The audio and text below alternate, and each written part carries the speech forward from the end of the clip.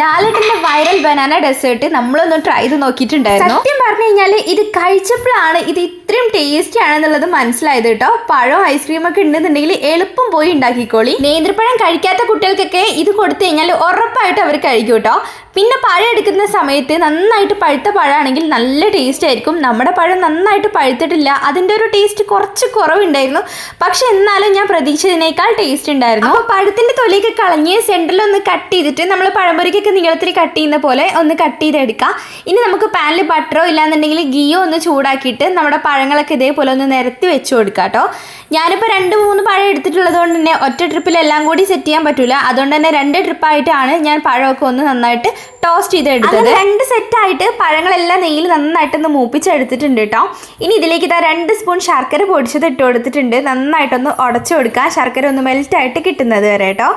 അപ്പോൾ ശർക്കര ഒന്ന് മെൽറ്റായിട്ട് കിട്ടിക്കഴിഞ്ഞാൽ നമുക്കിതിലേക്ക് ഇതാ കുറച്ച് തേങ്ങ വേണം. ഒന്നല്ലെങ്കിൽ നമുക്ക് ഗ്രേറ്റ് ചെയ്തിട്ട് ഇട്ട് കൊടുക്കാം, ഇല്ലാന്നുണ്ടെങ്കിൽ വെറുതെ ചിരവി ഇട്ട് കൊടുത്താലും മതി. അപ്പോൾ തേങ്ങയും കൂടി ഇട്ടിട്ട് നന്നായിട്ട് ഒന്നും കൂടി മിക്സ് ചെയ്ത് കൊടുക്കാം കേട്ടോ. അത് നന്നായിട്ടൊന്ന് ഉടഞ്ഞ് കിട്ടാൻ വേണ്ടിയിട്ട് ഇടയ്ക്ക് ഇതേപോലെ നെയ്യ് ഇട്ട് കൊടുക്കുന്നത് നല്ലതായിരിക്കും കേട്ടോ. പിന്നെ നെയ്യിൻ്റെ ഒരു ഫ്ലേവർ നന്നായിട്ട് നമ്മുടെ ഈ ഒരു സ്നാക്കിൽ കിട്ടുകയും ചെയ്യും.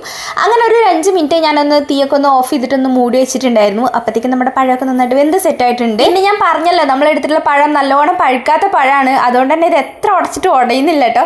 പക്ഷെ നല്ലോണം പഴുത്ത പഴമാണെന്നുണ്ടെങ്കിൽ നന്നായിട്ട് ഉടഞ്ഞു കിട്ടും. അപ്പോഴായിരിക്കും ഒന്നും കൂടി ടേസ്റ്റ് ഉണ്ടാവുക. ഇനിയിപ്പോൾ ഒന്നുമില്ല, നല്ല തണുത്ത ഐസ്ക്രീം മേലെ ഇട്ടിട്ട് മിക്സ് ചെയ്യുക, അങ്ങോട്ട് കഴിക്കുക, അത്ര തന്നെ.